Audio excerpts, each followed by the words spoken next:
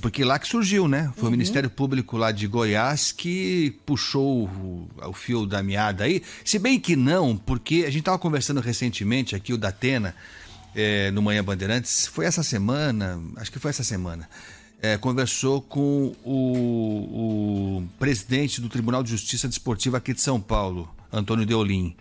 E ele contou pra gente, Ana e ouvintes, que aqui em São Paulo essa investigação de manipulação de resultado e tal já acontece há anos.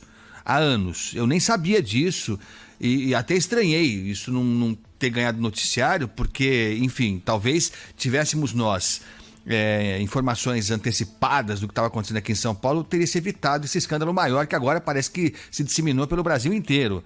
No caso aqui de São Paulo, são times de séries inferiores, mas que já mostravam esse formato de cooptação de jogadores para adulterar resultados de jogos, como está acontecendo agora, né? Nós chegamos nesse estágio, agora já há um caso confirmado. Agora a gente tem evidência. O que Exatamente. eu acho que está diferente aí. A gente tem registro de ligação telefônica, mensagens, depósito em conta bancária. Então agora a gente tem prova de que tem manipulação. O que me chamou a atenção nesse caso de São Paulo é que se esse assunto tivesse ganhado a proporção que merecia, estaríamos alertas para que isso não acontecesse na Série A do futebol brasileiro, né? Porque aí chegamos ao ápice, né? Mas vamos falar um pouco sobre isso com quem entende do assunto. Tá conosco aqui nesse sábado, aqui no Jornal Gente, o advogado especializado em direito esportivo, o doutor Marcel Belfiore. Doutor Marcel, muito obrigado por atender aqui a Rádio Bandeirantes. Um bom dia para o senhor. Bom dia. Bom dia, Agostinho. Bom dia, Ana. É um prazer estar com vocês. Bom dia aos ouvintes. Queria perguntar para o senhor, doutor, há quanto tempo o senhor que está enfronhado nesse assunto conhece, tem informação, ou pelo menos indícios de manipulação, de resultados talvez não, mas de manipulação no andamento de uma partida esportiva, seja na Série A, na Série B? Há quanto tempo o senhor ouve falar sobre isso, doutor? Olha, Agostinho, a aposta no mundo esportivo existe praticamente desde que existe o esporte. E obviamente, como em qualquer situação, existem os bons e os ruins. Então, a gente pode resgatar, se formos lá para a década de 70, de 80, de 90, anos 2000, muitos escândalos no mundo inteiro relacionados à manipulação de resultados.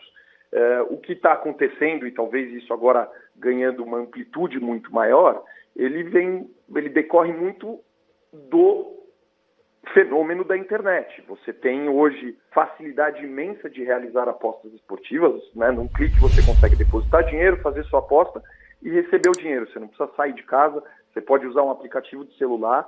Isso fez com que as apostas esportivas se popularizassem e acabou virando, especialmente aqui no Brasil, um cenário um pouco um limbo legal, né? Nós tivemos aqui um hiato entre a legalização das apostas esportivas e a regulamentação, acabou virando um celeiro, um cenário muito propício para esse tipo de atividade e os escândalos acabaram recebendo uma grande repercussão.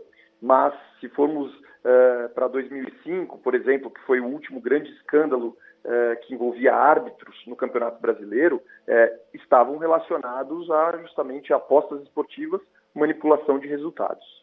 Bom, isso não é uma coisa exclusiva do Brasil e nem de agora, como o senhor mesmo disse, né? A gente já tem casos mais antigos por aqui, que agora a gente está vendo que o escândalo é muito maior do que se imaginava. Há um histórico também desse problema relacionado a apostas na Europa, por exemplo. E aí aqui no Brasil surgiu uma proposta de regulamentação desse setor. Na sua visão, doutor, essa proposta está no caminho certo para a gente tentar segurar um pouco o que está acontecendo por causa do avanço da internet? A gente precisa de um aperfeiçoamento desse texto. Como que o senhor enxerga essa regulamentação que foi proposta pelo governo federal? Eu acho que a regulamentação ela é fundamental e do jeito que está sendo proposta, num cenário onde foram ouvidos todos os players, e aí eu digo, né, casas de apostas, governo, entidades que trabalham justamente visando a integridade do esporte, foram todos ouvidos para que se chegue a um texto que vai regulamentar essa situação. Ela é fundamental, eu digo, porque até então, né, as apostas existem, e isso dizer que elas, mesmo proibindo que elas não aconteceriam, é muito difícil, porque é isso, hoje a pessoa consegue acessar um site sediado no exterior, fazer sua aposta, receber. Então, a gente dizer que tentar evitar as apostas esportivas é algo praticamente impensável.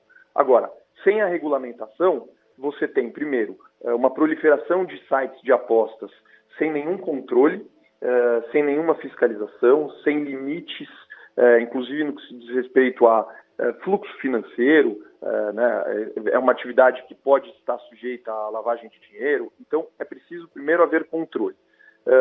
Além disso, a regulamentação possibilita a arrecadação. Nesses 4 anos, desde a legalização das apostas, o Brasil não arrecadou nada em impostos. Então, os lucros estavam sendo remetidos todos às casas de apostas e aos apostadores, sem que ninguém pagasse imposto. E sem o imposto, sem a arrecadação, o governo não consegue aparelhar os órgãos de fiscalização e controle. Isso que é o principal. Sem o dinheiro, você não consegue municiar as entidades que vão fazer a fiscalização, que vão controlar se as apostas estão, se existem anomalias, né, nas apostas, que possam ser identificadas. Então, é fundamental a regulamentação. Ela vai servir para filtrar um pouco o número de casas de apostas, vai servir para que elas controlem o fluxo do dinheiro e vai aparelhar os órgãos de controle e de educação de todos os envolvidos no esporte. E aí, eu não sei se você concorda, Marcel, a gente está ouvindo aqui na Rádio Bandeirantes o Marcel Belfiore, ele é advogado especialista em direito esportivo. Além de tudo isso, essa proposta proíbe a participação de jogadores, né, e de envolvidos nos clubes de futebol nessas apostas também. Parece ser um caminho importante para a gente tentar distanciar os profissionais, os atletas, também dos apostadores, né? Ele ajuda certamente, isso não será uma novidade aqui no Brasil, né? Isso acontece no mundo inteiro, inclusive mesmo onde não há regras que proíbem isso. Por exemplo, clubes fazem isso, né? Eles colocam seus contratos de trabalho com os jogadores que eles são proibidos de apostar. Óbvio, isso é só uma das coisas importantes, né? Existem outras tantas, porque é possível, como tudo, pensar em como se burlar isso, né? O uso de laranjas, inclusive, para que se façam apostas, mas o mais importante é que o jogador ele precisa ser educado, ele precisa entender claramente as consequências dos seus atos, os malefícios que isso traz, não só para si, mas para a profissão dele, né? Para o futebol, para o mercado como um todo. Ele precisa entender o que fazer quando for abordado por um corrupto. Então é um processo de educação, é um processo de entendimento.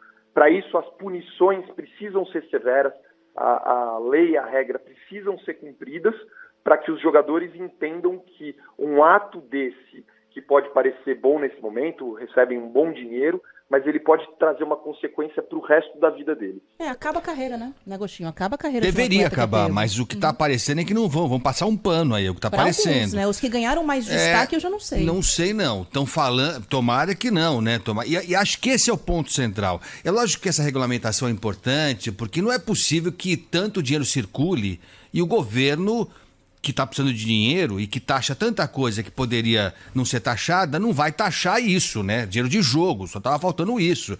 Tem que arrecadar mesmo, tem que cobrar mesmo, até para você tirar da frente quem não é sério, né? Você cobrando, você taxando, você já tira da frente metade que não é sério, que está ganhando dinheiro de forma indevida, enfim. Essa é uma parte que acho que é incontestável, né? Incontestável. Agora, essa regulamentação, doutor Marcel, não garante que jogadores não continuem se deixando cooptar, né? Isso não garante, porque o jogador que recebe uma grana para levar um amarelo, para jogar a bola para lateral, ele não está apostando, ele não aparece como apostador, ele está recebendo um dinheiro indevido por uma ação indevida cometida dentro das 4 linhas. E o que me preocupa é que a gente já ouviu dizer a punição vai ser 2 anos de suspensão. Tinha que banir do futebol.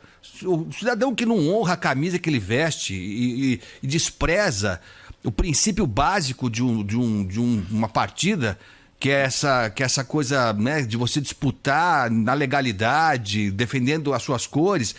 Quem não faz isso tem que ser banido do esporte, simples assim. Aliás, a gente não aprendeu nada com o escândalo de 2005, né? Não aprendeu nada, pelo jeito, né? Porque naquele caso lá...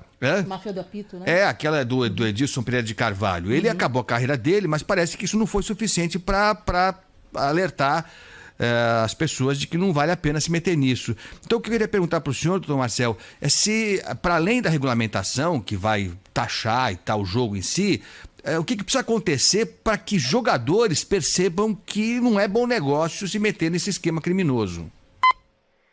Olha, você falou da regulamentação e ela é, de fato, só um dos aspectos, né? A regulamentação, na verdade, ela está, como o nome já diz, né? Ela está regulando uma atividade para que ela possa ter limites, para que ela traga arrecadação e para que ela una a sociedade em torno de um tema que é relevante. Então, trazer entidades de integridade, entidades de controle, para que se perceba que a regulamentação só não basta e que precisa ter controle. Agora, tem outros tantos fatores, né? Primeiro, acho que vale ressaltar, infelizmente, é uma minoria de atletas que aceita se corromper, e essa minoria, né, esses atletas comprovadamente envolvidos, e aí respeitado todo o direito de defesa de cada um deles, eles precisam ser punidos exemplarmente. Você falou, eles merecem ser banidos do esporte. Hoje a regra não permite o banimento de imediato, ele permite o banimento na reincidência, né? Mas, por outro lado, se você analisar as consequências de uma suspensão, por exemplo, de 2 anos para um atleta cuja carreira é super curta, e as consequências que isso traz para ele, mesmo depois de cumprida a suspensão, né, é uma mancha na carreira dele. Ele certamente não vai ter as mesmas oportunidades que ele teria se ele não tivesse feito isso. Então, eu acho que o mais importante aqui, além de regulamentar a atividade, é educar, é mostrar pelo exemplo, né, e aí mostrar que atletas que fizeram isso são punidos duramente, mostrar pelo exemplo que isso vai prejudicar muito a carreira de um jogador. O jogador tem que entender o que isso representa para a atividade dele, e ele tem também que saber o que fazer se ele for abordado por um corrupto, não quiser participar disso. A quem ele recorre? Ele denuncia ao clube, às autoridades políticas. Então, é preciso educar. Mas, infelizmente, isso ocorre no mundo inteiro, isso ocorre desde em sociedades, vamos dizer, mais educadas do que a nossa, ou melhor educadas do que a nossa, com problemas financeiros, econômicos muito menores do que o nosso. Ainda assim isso acontece. Infelizmente são pessoas de má índole que aceitam se corromper, e isso serve não no futebol, mas em todas as atividades do nosso cotidiano. Isso nós temos que fazer tudo o que é possível para reduzir. Acho difícil que a gente consiga zerar, né, esses acontecimentos, mas quando há controle, atividade regulamentada e educação, a gente consegue diminuir muito essa situação. Na sua opinião, doutor, é prudente, é necessário que a gente paralise os campeonatos que estão em andamento? A gente tem Copa do Brasil, a gente tem Campeonato Brasileiro, e o que a CBF vem sustentando é que até agora as investigações não chegaram a esses campeonatos. Embora tenha jogador, por exemplo, do Santos, né, que está dentro do Campeonato Brasileiro, mas não eram partidas do Brasileirão. Mas é prudente que a gente paralise essas competições para que se faça uma investigação mais detalhada ou não? Isso não, a continuidade dos jogos não interfere no processo. Qual que é a sua visão a respeito disso? Eu entendo que, de fato, a continuidade dos jogos não interfere, a menos que você tenha indícios, isso poderia acontecer ao longo dessas investigações, que essas atividades elas continuam sendo realizadas, né? Esses ilícitos continuam sendo praticados nessa competição. Então, na verdade, quando você está falando de atividades que aconteceram daqui para trás, não justifica você suspender uma competição que está em curso. Agora, se existe por exemplo, uma suspeita clara de que vai haver um jogador foi cooptado para fazer um ato no futuro, e aí você pode pensar em paralisar a competição justamente para proteger a integridade dessa competição. Agora, isso de fato tem que ser o último dos casos, porque as consequências da paralisação de um campeonato, elas são enormes. Você tem aí envolvimento, claro, de outros atletas, né, um calendário que já é apertado no futebol brasileiro, você tem, então, impactos em cascata, né, em competições internacionais, você tem impactos financeiros, né, para patrocinadores, para empresas de transmissão dos jogos. Então, eu acho que paralisar a competição tem que ser em último caso e se as circunstâncias justificarem isso como uma medida de preservação da integridade da competição. Mas até o que se viu nesse momento, pelo menos a mim, nada justifica a paralisação. Nós estamos discutindo situações do passado, ainda que um passado bem próximo. Ô Marcelo, o senhor sabe que o futebol no Brasil é uma coisa muito séria, né? Muito importante mesmo, né? Eu acompanho futebol desde muito pequeno e levo muito a sério o futebol. Leva. Muita gente muito leva, né? a sério. Não é o esporte principal do Brasil à toa, né? Não. Aliás, a gente deveria levar menos a sério, talvez, né? Porque isso tem consequências que às vezes passam muito, né, da bola. Uhum. Mas eu tenho um receio, eu entendo quando o senhor fala que não é o momento de pensar em paralisação e tal, até porque tem muito dinheiro envolvido, né? A real é essa, é muita grana envolvida para você decidir assim que vai paralisar. Mas eu tenho um receio danado, doutor, Ana e ouvintes, da gente estar jogando fora a galinha dos ovos de ouro. Então, para preservar um campeonato, a gente pode colocar em xeque toda a relação que o brasileiro tem com o futebol. Eu acho isso. Eu lembro bem de 2005, quando o escândalo ficou claro, era o árbitro, né, o Edilson Pereira de Carvalho, que confessou e tal, não sei o quê. O que se decidiu naquele momento, não sei baseado em quê também, porque a decisão é assim, né? Você não tem um manual, né? Então, se você tiver um jogador envolvido, você cancela. Se tiver um árbitro, você não tem esse manual. É o bom senso, é aquele momento. Quem está de plantão ali no comando do futebol brasileiro que decide. E naquele momento, o senhor se lembra bem, né, doutor Marcel? Se cancelou, não sei se 5 jogos, algo parecido com isso, e foram refeitos essas partidas. O que por si só já contamina todo o campeonato, né? Porque você não vai refazer, a vida não volta no tempo. Né? Então os jogos não tiveram o mesmo resultado. Não, o jogador já vai para campo com uma pressão psicológica diferente. Não, é outra coisa. Né? É outro clima. Então assim, pode-se dizer que aquele campeonato de 2005 ele foi ok? Dá para dizer? Não, se arrumou um quebra-galho, uma solução que todo mundo compactou que vai assim mesmo então. Mas o resultado foi outro, o campeão foi outro, foi tudo outro.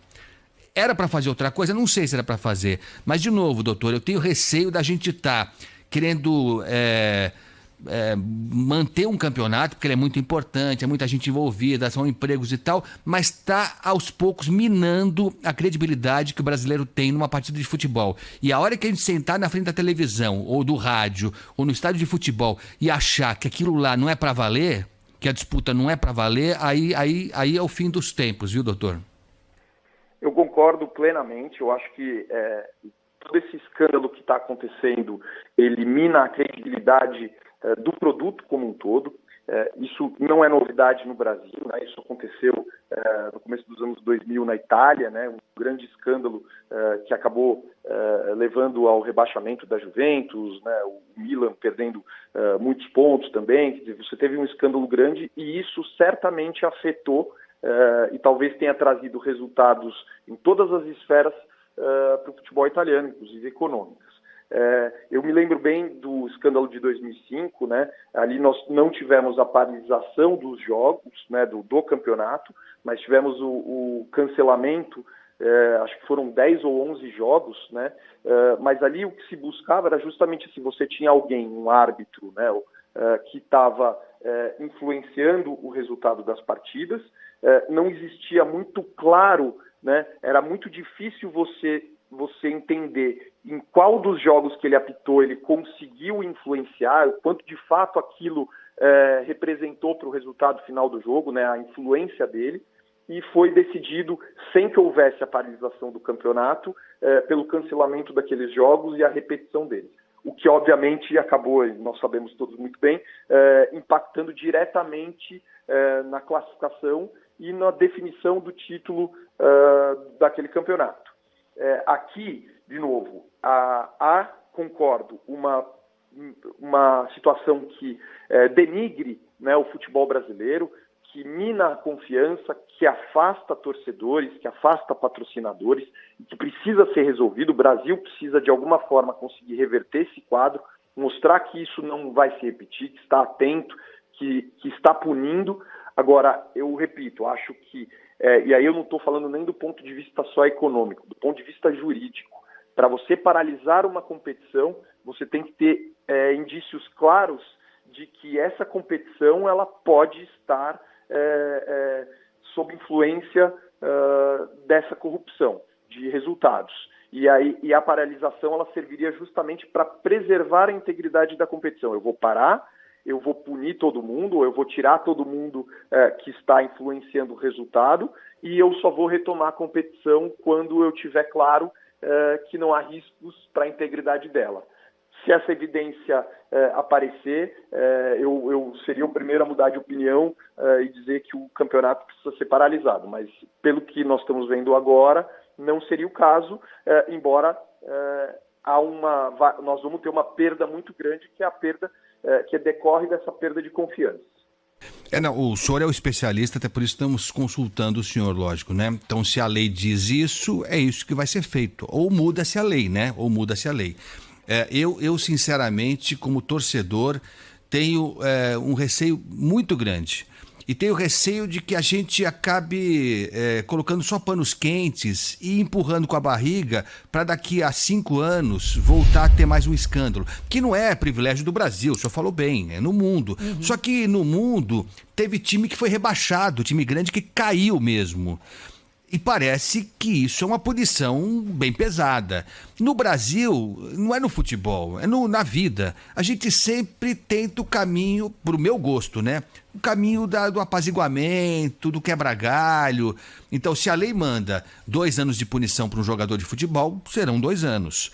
Acho pouco, eu acho pouco. O jogador do meu time que se vende, eu acho que 2 anos é pouquíssimo para ele. Eu acho pouquíssimo para ele. Mas se a lei estabelece isso, vamos cumprir a lei. Acho que era o caso também da gente rever essa lei. E, de novo, só para a gente encerrar, já quero agradecer demais a sua presença aqui. Eu tenho medo dessas soluções meia-boca, porque a gente não pune ninguém decentemente e acaba mantendo essa ideia de que vale a pena, de que o crime vale a pena. Se a lei manda 2 anos, só para citar o mesmo exemplo, ok. Cumpra-se 2 anos, mas acho que era o caso também, talvez, da gente rever algumas dessas punições. Concordo totalmente.